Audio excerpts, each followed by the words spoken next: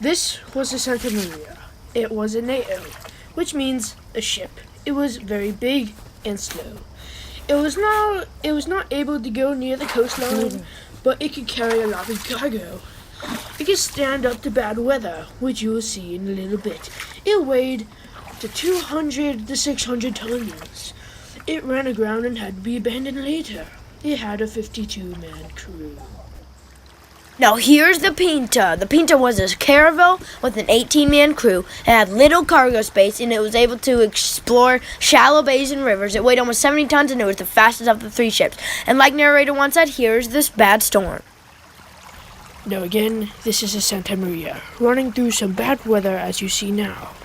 The Santa Maria was known to stand up to this bad weather, but this weather was putting the Santa Maria and its crew to the test.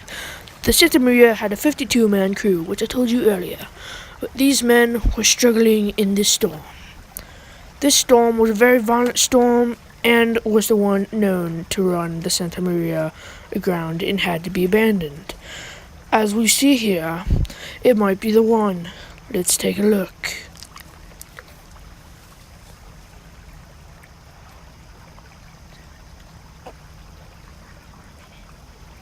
As you see now, it ran aground. Now Christopher's first stop was the Canary Islands, where the lack of wind left his expedition becalmed until September 6th. Now here is the Nina in a very, very bad storm. Now the Nina was a caravel that had an 18-man crew. It had little cargo space like the Pinta. It was able to explore shallow bays and rivers. It weighed 50 to 60 tons. It was the smallest of the three ships, and it was the best at sailing upwind. Now, I don't get how it's sailing sideways, but physics.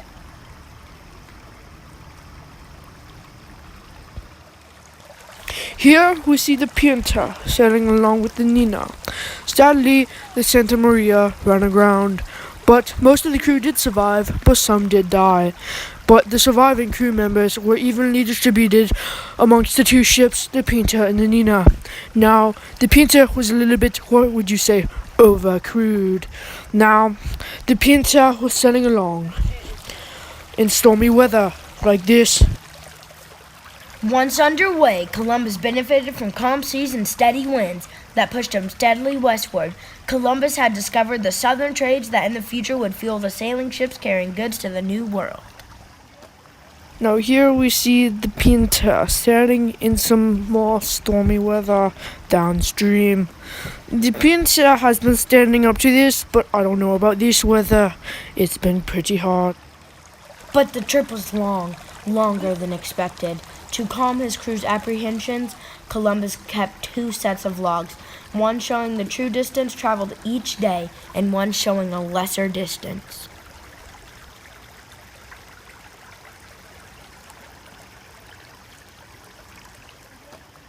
Here we see the Pinta sailing downstream in a little bit of a rocky situation. Now the Pinta's crew was getting a little out of hand. Now this could cause a mutiny. Come on, Christopher, we've been out here for months! Well, if we don't see land for 2 days, we'll head back. Land ho! There's land! They have found land! We have found land! Finally! We've been sailing for months! Day after day, we thought we'd never find land. This expedition wasn't for nothing. Yes, it wasn't for nothing. We found it! New land. We must tell the Queen about this immediately. She will be very, very impressed with us. I hope she likes us finally. Maybe she will. Maybe we'll get rewards. Maybe we'll get fame and fortune. Who knows? We could get it all.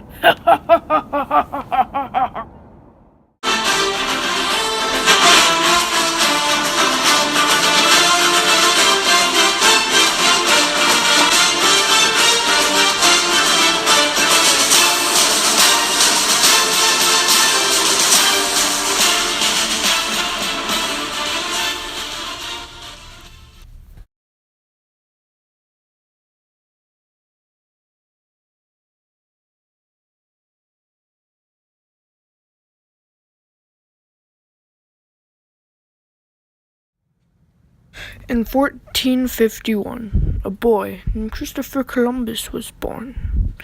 He was born in Genoa. Who knew that he would be a very famous explorer and find riches and gold in North America? As a boy, he sold cheese with his father. It was one of his most favorite things to do with his father. He loved it so much. And he was a cabin boy for a captain. Many years have passed, and now Christopher Columbus was asking the King and Queen of Spain to sponsor his trip to Asia. They eventually did accept. Now Christopher Columbus is ready to sail to Asia with his crew. So he was off to Asia, ready for adventure and journey. Let's go home! Go back! Yeah! If we don't find land in 2 days, we will sail home. Land ho!